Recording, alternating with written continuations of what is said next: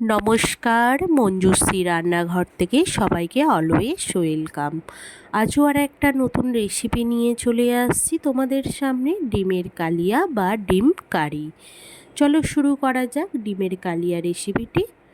এখানে আমি 4টে ডিম নিয়ে নিয়েছি। 4টে ডিমকে আমি বয়েল করে নিয়েছি। বয়েল করে আমি খোসাটাকে আলাদা করে নিয়েছি আর এইভাবে মুখটাকে সামান্য কেটে নিয়েছি। আপনারাও এইভাবে কেটে নেবেন, ভাজার সময় ফেটে না যায় সেই জন্য। আর এখানে আমি বড় সাইজের একটা কালিয়া বানানোর জন্য বড় সাইজের একটা টমেটো নিয়ে নিয়েছি, বড় সাইজের একটা পেঁয়াজ কুচিয়ে নিয়েছি। এখানে আমি মাস্টার্ড অয়েল ব্যবহার করব। এখানে লবণ আছে, লাল লঙ্কার গুঁড়ো আছে, এখানে হলুদ গুঁড়ো আছে, আর 1 টেবিল স্পুন তোমার আদা রসুন পেস্ট আছে। গ্যাসের ওভেনে আমি কড়াইটি দিয়ে দিয়েছি।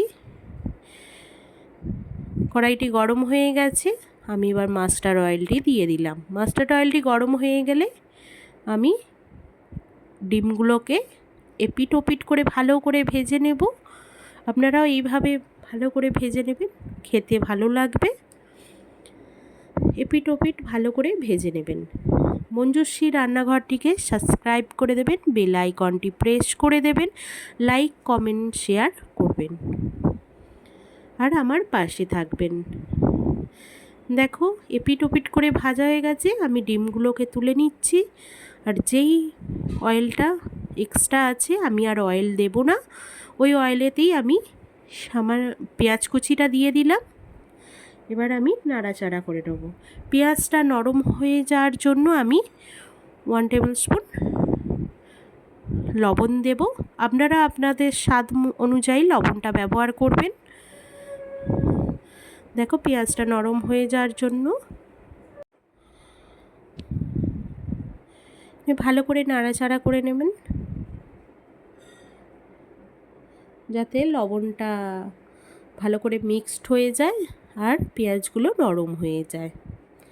দেখো আধ ভাজা হয়ে গেছে পেঁয়াজগুলো।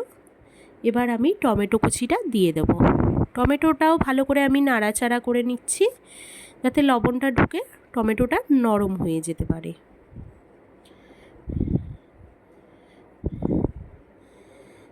এরপর আমি সামান্য পরিমাণ হলুদ গুঁড়ো, সামান্য পরিমাণ লঙ্কার গুঁড়ো, এখানে আপনারা চাইলে কাঁচা লঙ্কা অ্যাড করতে পারেন। আমি এখানে কাঁচা লঙ্কা অ্যাড করি না বলে আমি ঝাল লঙ্কার গুঁড়ো, লাল লঙ্কার গুঁড়ো আমি অ্যাড করেছি। আর এখানে আমি আদা রসুন পেস্টটা দিয়ে দিলাম। সামান্য পরিমাণে একটু জল দেবেন, জল দিয়ে ভালো করে নাড়াচাড়া করবেন, যাতে কড়াইয়েতে লেগে না যায় আর কষানোটাও ভালো হবে।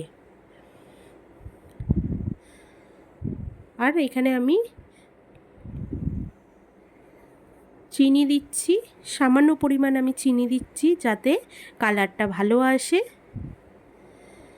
দেখো আবার ভালো করে নাড়াচাড়া করে নিচ্ছি, আর ভালো করে কষাতে হবে, যাতে আদা রসুনের গন্ধ, হলুদের গন্ধটা না লাগে। এখানে আমি একটা দারচিনি, একটা এলাচ, একটা লবঙ্গ আমি এখানে শিলনোড়ায় থেতো করে নিয়েছি। এবার আমি ওই থেতোটাকে আমি কড়াইতে দিয়ে দিচ্ছি। কড়াই দেওয়ার পর আমি ভালো করে কষিয়ে নিচ্ছি। দেখো এখানে আমার কষানোতে তেল ছেড়ে দিয়েছে, মানে কষানো হয়ে গেছে আর কালারটাও ভালো আসছে।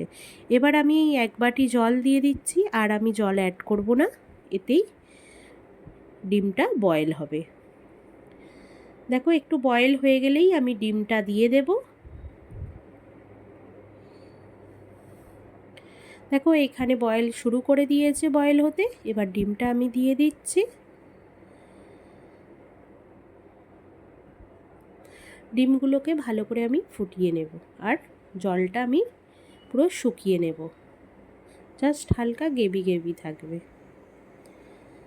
এইভাবে আপনারাও বাড়িতে ট্রাই করবেন, কেমন হয়েছে আপনারাও কমেন্ট করে জানাবেন,